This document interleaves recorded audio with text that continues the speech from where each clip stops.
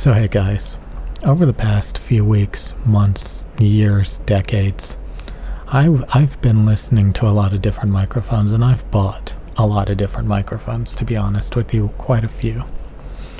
And I was always disappointed by the tonality of them. The longer you listen to it, you start to notice coloration, tugging, pulling, funky tonality of the microphone that you're talking into over long form narration, and it just starts to get funkier, nasally, or more and more annoying the more that you talk into it, the more that you listen back to it. It just gets funkier and funkier and funkier as you pick up on the tonality, the coloration problems of the microphone. And over the past quite a few months, but especially the past couple of weeks, I was really trying to psych myself up to buy a dynamic microphone, mainly because I wanted an excuse to buy a microphone, mainly because this room is kind of noisy. It's got a bunch of fans, air conditioners going. And I was thinking, I could get an SM7B, an RE20, an RE320, an RE27ND. I could get a handheld stage mic, a Shure SM57, all these different mics. And they sound, in comparison to this thing, in comparison to this Neumann microphone, Neumann TLM 103, in comparison to this microphone, and not even in comparison to this microphone, just by listening to all of those microphones, especially dynamic microphones, the nasaliness, the funkiness, the, just really starts to eat away at me. So I was, on Amazon and stuff, and I was like putting the RE20 in my shopping cart, the RE320. If you look at my channel, I have an SM7B. Like quite a few months ago, I bought an SM7B. I can't believe that. I literally returned it. I don't even remember returning it because I did it so quickly. I took the SM7B out of the box. I talked into it for literally 1 or 2 days, and I put it back in the box and I returned it. And I knew I was going to do that. I was just bored. So I bought a microphone. And, again, I've owned all of those microphones that I've listed before. And I got rid of them because, they sounded like crap. And, so I was playing microphone. I was playing microphone hot potato for many decades. I would use a microphone until I could no longer tolerate it anymore. And then I would sell it, return it, buy a different microphone that I knew damn well that I didn't even like before I took it out of the box. I would literally buy microphones that sounded bad just to get some relief from, other microphones that I was using that I couldn't tolerate anymore. So I was exchanging funky sounding microphones for other funky sounding microphones, playing microphone hot potato, like this one sucks. And it wasn't until I bought the Neumann TLM 103, which is a $1,000+ microphone. All those years I refused to spend $1,000+ on a microphone.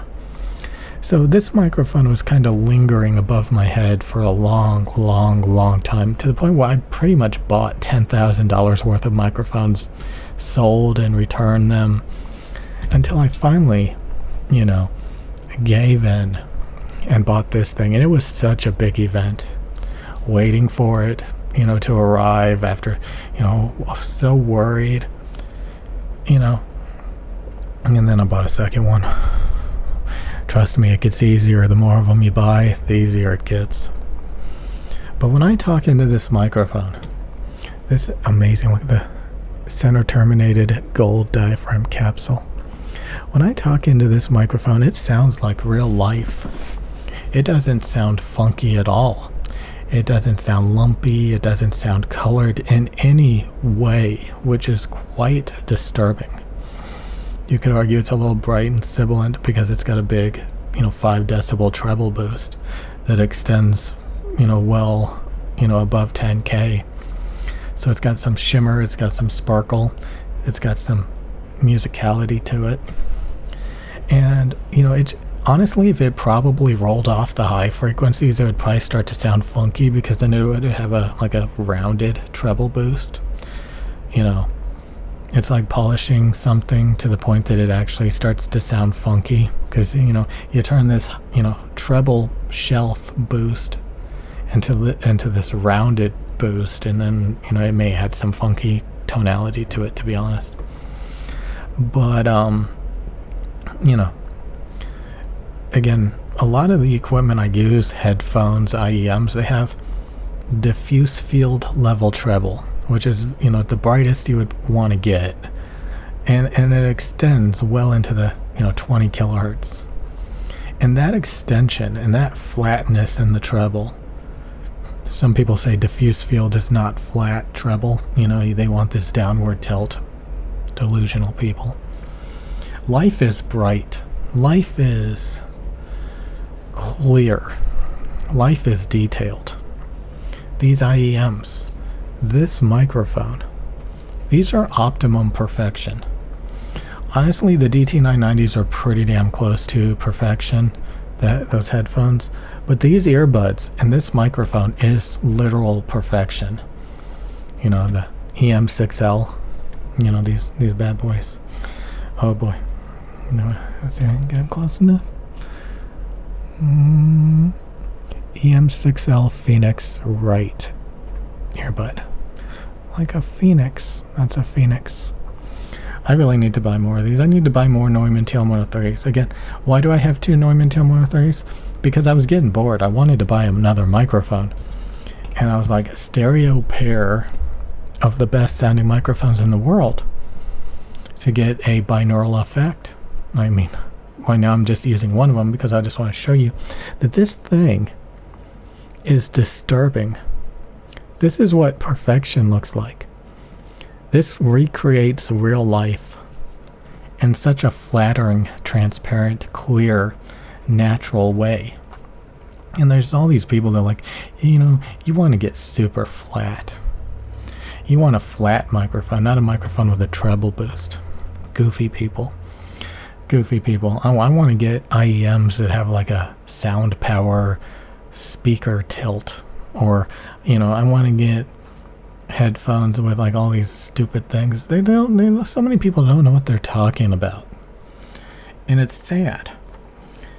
You could say that microphones and headphones are science-based, but at the end of the day, it's about tuning it to sound optimally flattering, optimally good. So it's almost like an art. It's a mix of art and science. And yeah, this is perfection. So decades upon decades of, again, I have an INTJ personality. Let's talk about that for a second. An INTJ personality, they focus on imperfections and how to fix it, how to optimize it, how to polish it in a way that's going to give you complete perfection.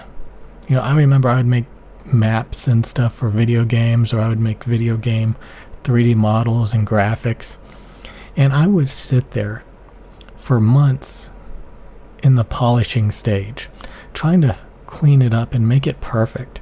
It would take me like a few days to make the overall project, but then I would spend months perfecting it, making sure everything is symmetrical, everything is perfect, stuff like that. Just really, and you could argue that was a complete waste of time, because, it's good enough. It's in the ballpark of good enough. I always noticed that other people would just, make stuff that was good enough. And this is perfection. This is perfection.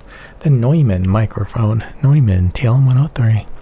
So I was trying to get myself to buy a dynamic microphone, and I just couldn't do it. I think I would rather buy a third Neumann TL103 before I buy, again, the SM7B is dark in the treble, nasally, It's not a bad sounding microphone. Don't get me wrong. I don't think the Neumann TL103 is the only microphone that you can use. I do think the SM7B has its good points and stuff, but my God, If little tonality imperfections bother you, just buy this. Just buy this. Just buy it. Just buy the Neumann. Buy the Neumann. Neumann Berlin. Just buy it and be done. Buy a couple of them. Trust me. I'll see you guys later.